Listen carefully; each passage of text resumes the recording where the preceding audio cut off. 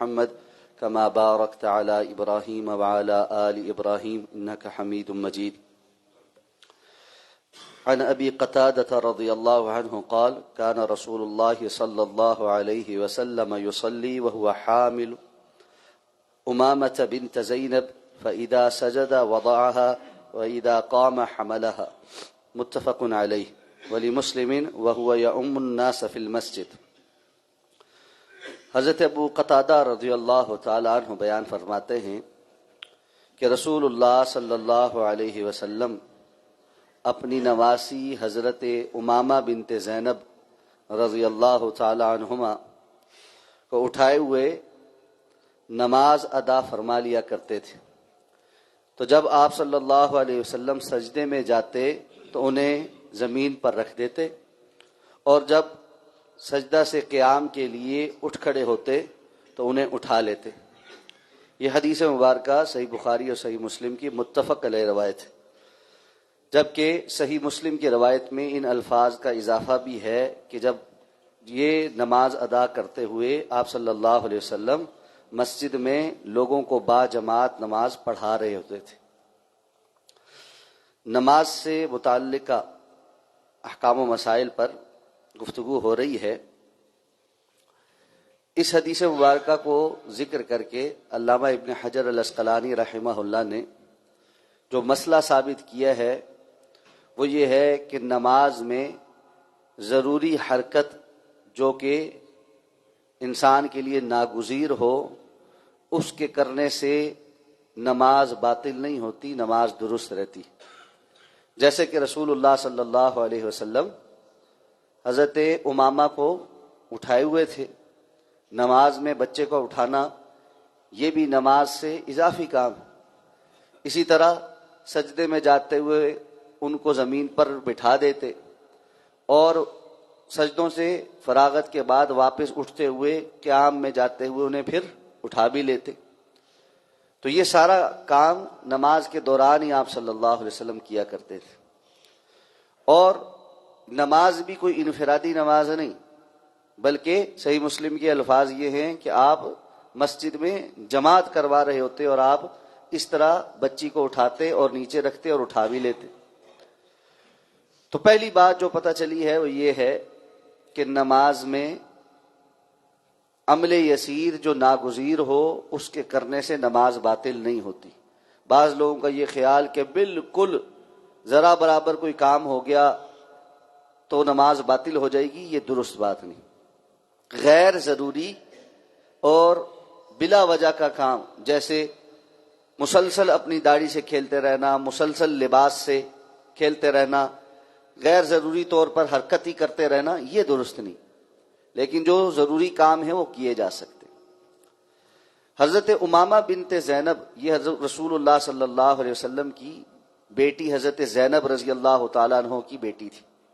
حضرت عمرو بن عاص رضی اللہ تعالیٰ عنہ جو رسول اللہ صلی اللہ علیہ وسلم کے داماد تھے اور آپ کی بیٹی حضرت زینب کے شوہر تھے، حضرت امامہ ان کی صاحبزادی تھی.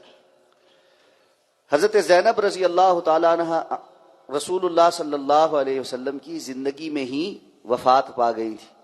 معلوم ہے آپ صلی اللہ علیہ وسلم کی تمام اولاد سوائے حضرت فاطمہ رضی اللہ تعالیٰ عنہ کے آپ صلی اللہ علیہ وسلم کی زندگی میں ہی فوت ہو گئی تھی.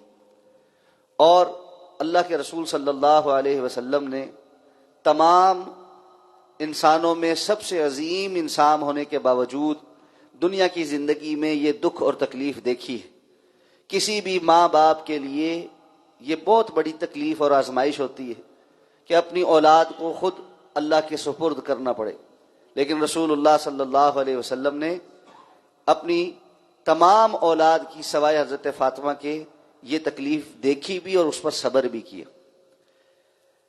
حضرت زینب رضی اللہ تعالی عنہا کی ان دنوں طبیعت خراب رہتی تھی اور اسی بیماری میں وہ وفات پا گئی تھی. تو گھر پر ان کی بچی کو حضرت امامہ کو دیکھنے والا کوئی نہیں ہوتا تھا.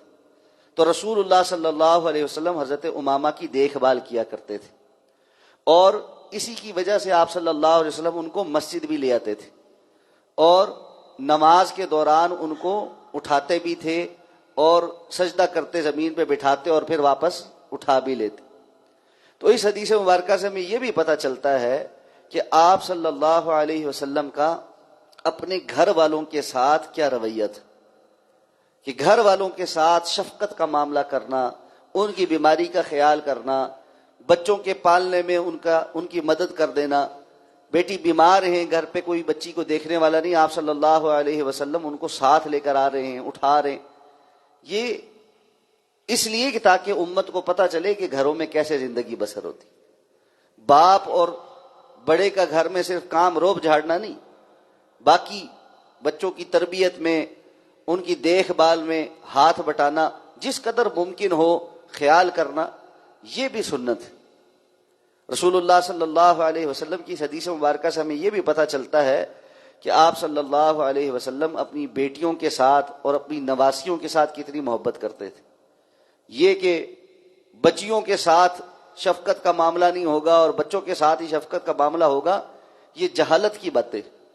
اللہ کے رسول صلی اللہ علیہ وسلم جہاں حسن و حسین رضی اللہ تعالیٰ عنہ کے ساتھ بہت زیادہ شفقت کرتے تھے، وہاں اپنی دیگر جو بیٹیوں کی اولادیں تھیں ان کے ساتھ بھی بے تحاشا شفقت کرتے تھے.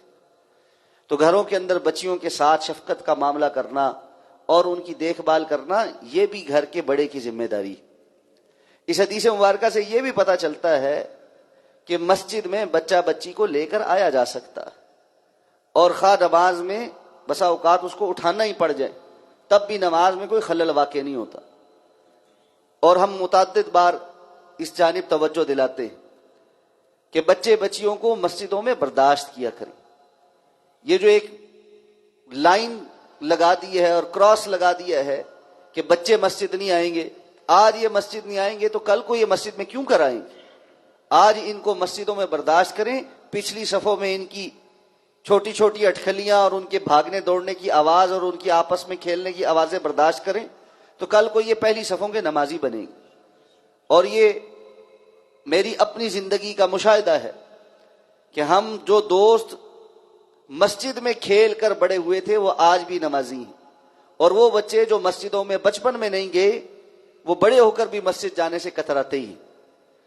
اس لیے یہ جو فوراً ہمارے اوپر ایک بھوت سوار ہو جاتا ہے، مجھے یہ الفاظ کہنے دیجیے، ہمارے اندر یہ بھوت سوار ہو جاتا ہے کہ نہیں جی نماز خراب ہو گئی ہے، بچہ کون لے کر آیا اور کیوں لے کر آیا ہے، ذرا سا بچہ رو گیا تو پھر ہر نمازی مڑ مڑ کر اس کی طرف دیکھتا ہے اور جو ہے نا والدین کو مطعون کرتا ہے.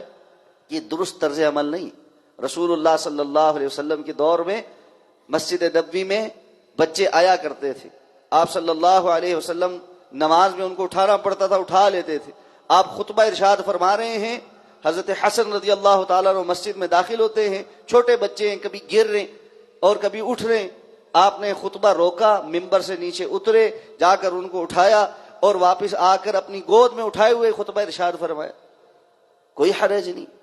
اس لیے چھوٹی موٹی شرارتیں بچے کرتے ہیں، بچوں نے شرارت ہی کرنی ہوتی ہے. اگر بچے نے شرارت نہیں کرنی تو بڑے اور بچے میں فرق کیا ہے؟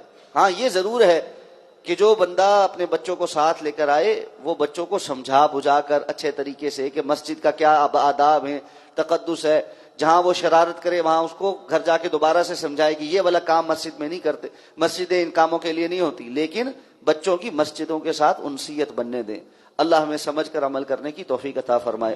سبحانک اللہم و بحمدک، نشہد ان لا الہ الا انت، نستغفرک و نتوب الیک.